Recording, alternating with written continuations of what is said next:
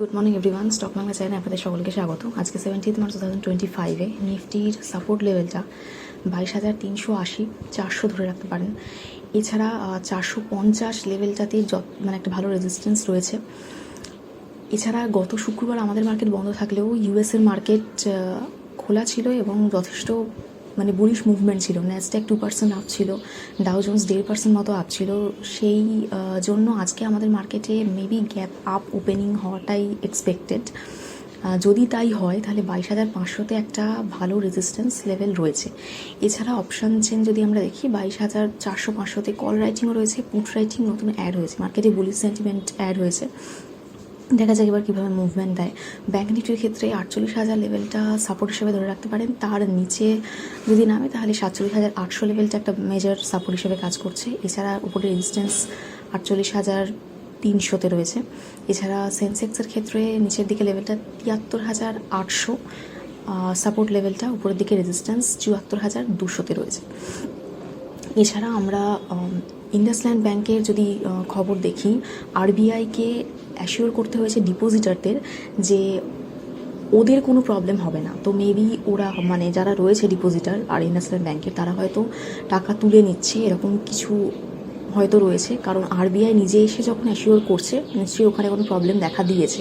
তো পরের দিকে আরবিআই বলেছে যে ইন্ডাসল্যান্ড ব্যাংকের মতো সমস্ত ব্যাংকেরই আর কি যে ডেরিভেটিভ পোর্টফোলিও আছে সেটাকে দেখা হবে। তো সেটা যদি হয় পরের দিকে আমাদের ব্যাংকিং সেক্টরের দিকে ভালো করে নজর রাখতে হবে। এছাড়া ইনফোসিসের 17 এপ্রিল রেজাল্ট, Q4 রেজাল্ট আসছে, সেটা দেখতে হবে। ডিভিডেন্ড মেবি ওরা ঘোষণা করতে পারে।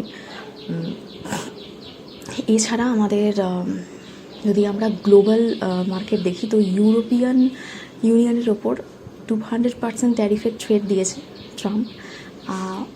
ওয়াইন, ওদের মানে ইউএসএ যে ইউরোপিয়ান ইউনিয়নের ওয়াইন ইম্পোর্ট হয় সেই ইম্পোর্টের ওপর, কারণ ইউরোপিয়ানরা আমেরিকা থেকে যে হুইস্কি ইম্পোর্ট হয় তার উপর ট্যাক্স চাপাচ্ছে, সেই জন্য ওরা আর কি মানে ট্রাম্প 200% ট্যারিফের কথা বলেছে। দেখা যাক কিছু কি ইমপ্লিমেন্ট হয় না হয়। মেনলি থ্রেট দিয়েছে, দেখা যাক পরবর্তীকালে কী হয়। এছাড়া আমরা যে টেসলার সেল দেখতে পাচ্ছি কমে গেছে। জার্মানির একটা সার্ভে করা হয়েছে যে 94% লোক বলছে যে টেসলা তারা কিনবে না। তো অন্যান্য ইভি সেক্টরের সেল যে কমেছে সেটা নয়, মেনলি টেসলার সেলটা কমেছে, কারণ এলন মাস্কের বিজনেসের প্রতি কোনো মনোযোগই নেই, উনি পলিটিক্স নিয়েই মেতে আছেন, সেই জন্য টেসলার সেল কমেছে। ইন্ডিয়াতে এবার দেখা যাক আসার পর কি হয়। এছাড়া স্টারলিংক তো জিও আর এয়ারটেলের সাথে আসছেই, মেনলি ভোডাফোন আইডিয়া মানে টেলিকম সেক্টরের দিকে নজর রাখতে হবে আমাদের পরবর্তীকালে এইটার জন্য। এছাড়া আমাদের আইনক্স পিভিআরে আমরা দেখতে পাচ্ছি মানে কর্ণাটকা গভর্নমেন্ট যেটা বলছে যে 200 টাকা করতে হবে, যেহেতু টিকিটের দাম প্রচুর বেশি হয়, প্রায় 1,000 টাকাও হয়ে যায় এরকম।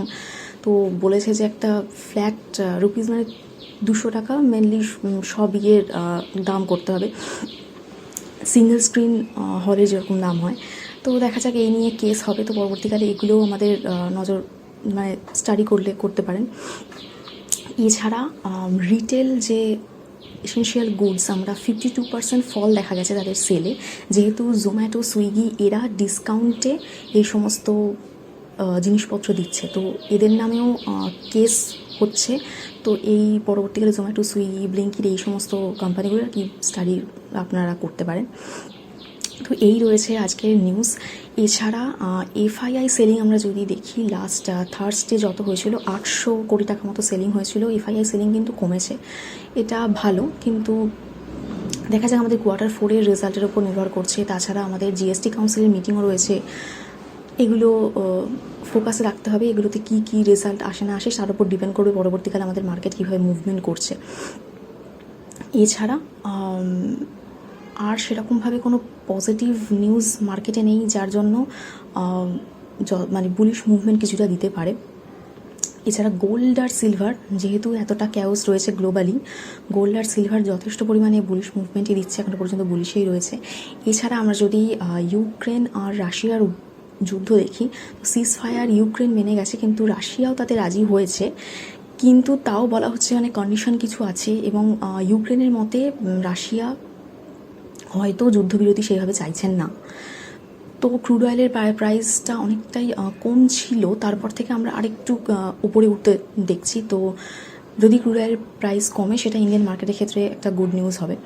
ইন্ডিয়ান রুপি 86.95 এখনও লো আছে, ডলার ইন্ডেক্স নামছে, ওটা যদি 100-র নিচে নামে তাহলে বেটার হয়। ট্রাম্প হয়তো তাহলে কিছুটা সতর্ক হবেন ওনার এই সমস্ত ডিসিশনের ব্যাপারে, যেটা উনি কন্টিনিউয়াসলি নিয়ে যাচ্ছেন, আবার মানে পোস্টপন করছেন, পজ করছেন, এরকম ব্যাপার।